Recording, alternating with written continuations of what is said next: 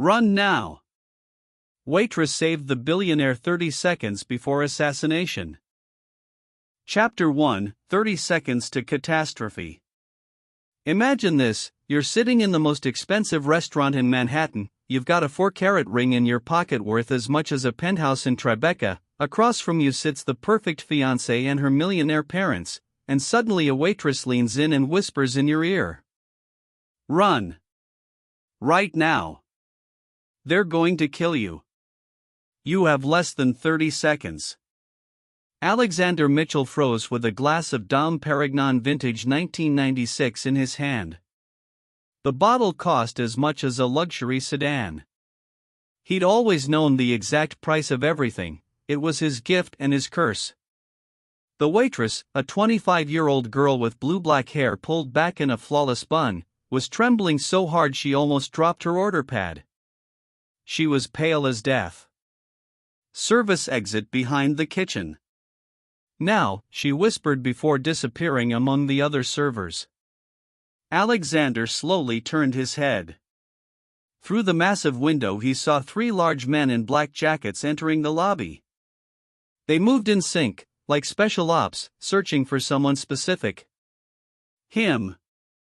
He stood up with the calmest smile in the world, excused himself to his fiancée Victoria Morrison and her parents Robert and Catherine Morrison, and said he was going to the restroom for a moment. Nobody suspected a thing. As he crossed the dining room, the same waitress brushed against his arm and muttered without looking at him, "They're inside." Run! Alexander pushed through the kitchen amid shouting chefs, shoved open the metal service door and found himself in a dark alley that smelled of garbage in November rain.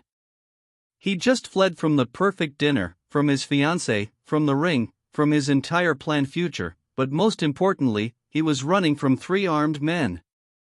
Suddenly the back door slammed. Fast footsteps. They'd spotted him. And the worst was yet to come. In less than 5 minutes, that same waitress would tell him a truth that would destroy his life forever. Chapter 2, Chase Through the Manhattan Night. Alexander ran like never before in his 34 years of life. The alley led to Broadway, he turned left, jumped over a dumpster, heard shouts behind him. It was them.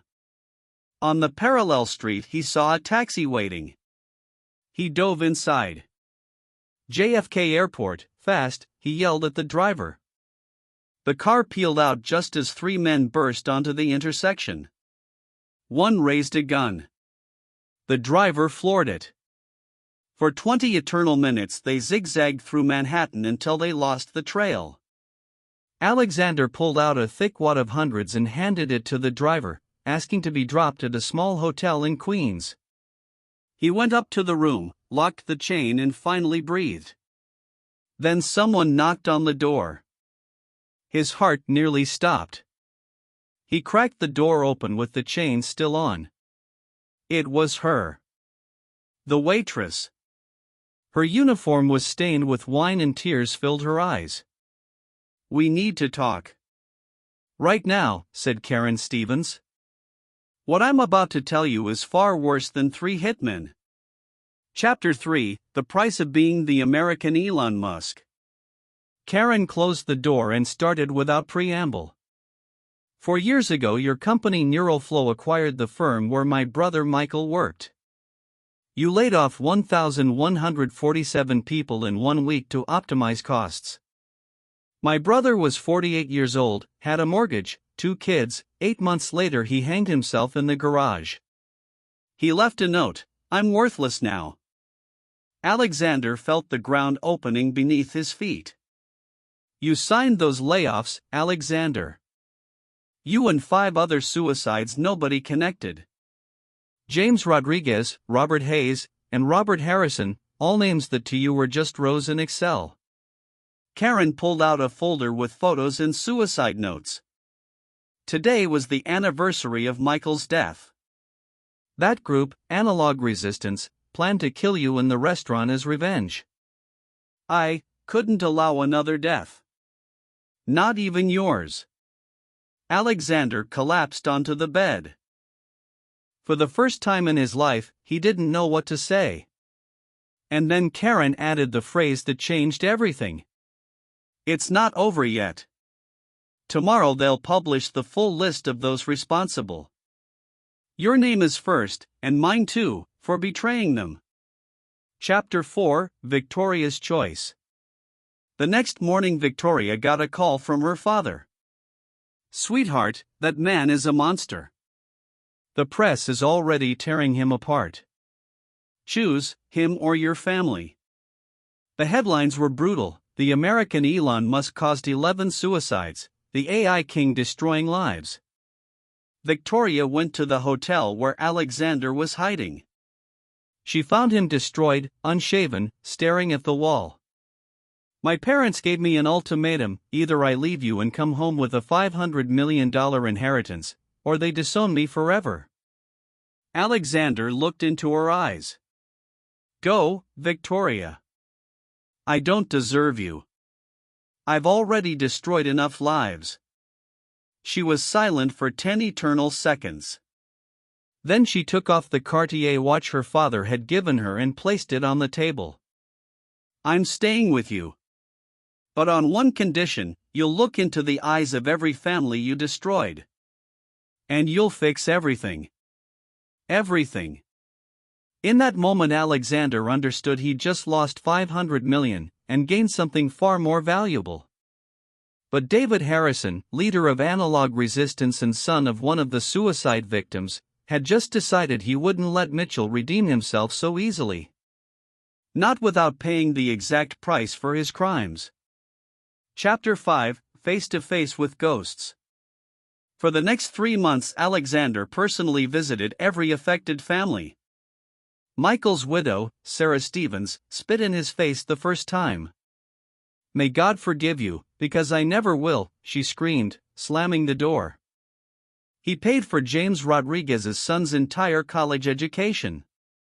He bought Robert Hayes's mother a new house. It wasn't charity. It was a debt. And every night he dreamed of the farewell letters he'd signed without reading. One evening, leaving one of the widow's houses, someone put a gun to the back of his head. "Walk," they ordered. They took him to a closed bar on the outskirts. There was David Harrison, leader of Analog Resistance, the man who'd organized the restaurant hit. "You have one last chance to fix this, Mitchell," David said in an ice-cold voice. "Either I kill you right here and now, or you listen to me." Chapter 6: Deal with the Devil. David Harrison was 39 years old.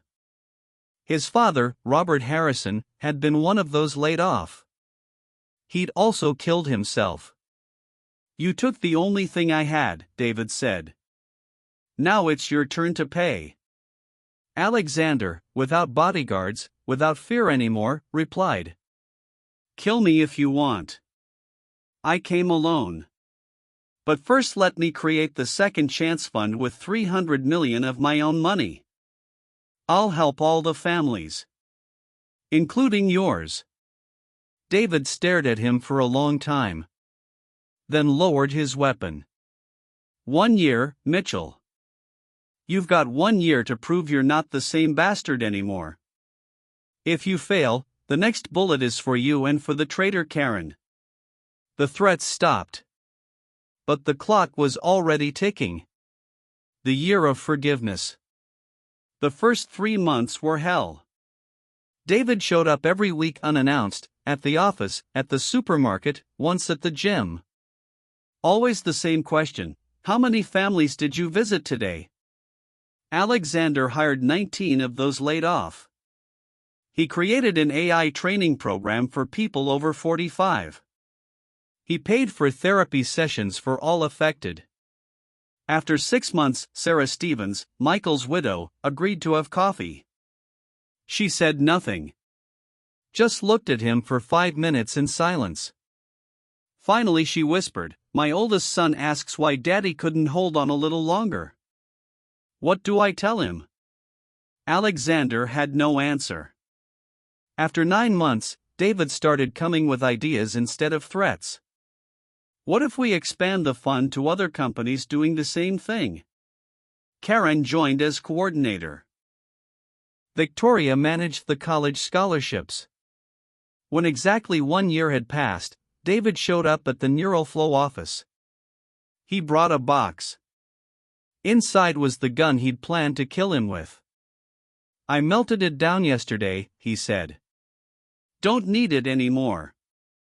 "You've changed." "So have I." And just when Alexander thought he'd bought himself some peace, came the offer that would truly test him. Chapter 7: The Vultures Return. 2 years after that restaurant night, Neuroflow was profitable again, but differently, no mass layoffs, with retraining programs, with humanity. American investors from Tech Ventures Capital flew in from Silicon Valley. "Mitchell, your growth is pathetic, only 8%. We've got a buyer. Global Tech Industries is offering $40 billion. You walk away with $14 billion clean. What about the employees?" Alexander asked. "They'll cut half in the first quarter." "It's not personal, it's strictly business." Alexander looked at the contracts, then tore them up in front of them. "My company's not for sale. Not while I own 51%. The investors left furious. The next day they sold their 30% for pennies and leaked to the press that Mitchell had gone soft. It seemed like the end. But 3 months later, investors from Norway and Japan appeared, ready to bet on ethics and long-term profitability. And just when everything started stabilizing, at their anniversary celebration appeared the last guest he expected to see. Chapter 8: Forgiveness at the Restaurant Overlooking the River. 1 year after a modest wedding, Alexander and Victoria celebrated their first anniversary with everyone who'd changed their lives: Sarah Stevens, Michael's sons, David Harrison, now director of the retraining program, Karen as director of the Second Chance Fund. A panoramic restaurant overlooking the evening city and the Hudson River. Alexander raised his glass. Success isn't money. It's being able to sleep with a clear conscience. And at that moment Robert and Catherine Morrison walked into the room. Victoria's parents, who had disowned her. Robert approached his daughter with a breaking voice. "Sweetheart, we came to ask for forgiveness.